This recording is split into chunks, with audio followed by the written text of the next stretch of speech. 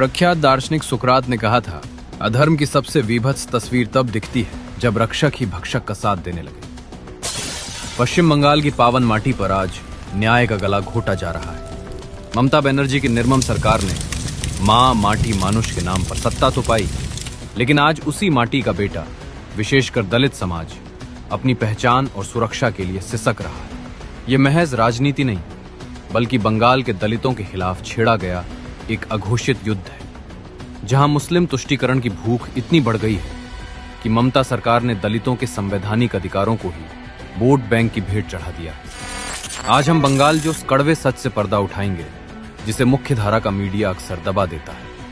आंकड़े गवाही दे रहे हैं कि बंगाल में दलित होना अब एक गुनाह सा बन गया है। एनसीआरबी 2022 की रिपोर्ट के अनुसार पश्चिम बंगाल उन राज्यों में शीर्ष पर है जहां अनुसूचित जाति के खिलाफ अपराधों में सजा की दर सबसे कम है।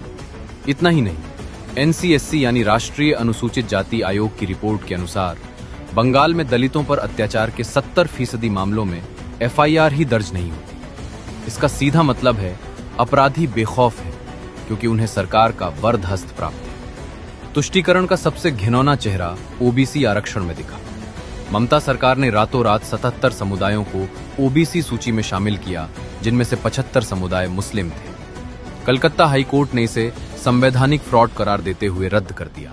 सोचिए, हिंदू दलितों और पिछड़ों के हक का आरक्षण छीनकर घुसपैठियों और एक विशेष मजहब को देना, क्या यह दलित विरोध की पराकाष्ठा नहीं है?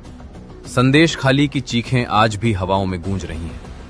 जहां शाहजहां शेख जैसे टीएमसी नेताओं ने दलित और आदिवासी महिलाओं का वर्षों तक यौन शोषण किया करता रहा और ममता की पुलिस तमाशबीन बनी रही क्योंकि मुजरिम उनका वोट बैंक संभालता था, वहीं दूसरी तरफ चुनाव के बाद की हिंसा में हजारों दलित परिवारों को घर छोड़कर पलायन करना पड़ा। ऐसा इसलिए क्योंकि उन्होंने अपनी मर्जी से वोट देने का साहस किया था। ममता बनर्जी की सत्ता का आधार अब विकास नहीं, बल्कि विभाजन और तुष्टीकरण है। जब सरकार दलितों के आरक्षण पर डकैती डाले और उनके उत्पीड़न पर चुप्पी साध ले, तो समझ जाइए कि वो सरकार अपनी नैतिकता खो चुकी है। बंगाल का दलित समाज आज पूछ रहा है, क्या हम आपकी राजनीति के प्यादे मात्र हैं? याद रखिएगा, जिस सत्ता की नींव दलितों के खून और आंसुओं पर टिकी हो, उसका अंत निश्चित है। परिवर्तन को संकल्प बनाएं,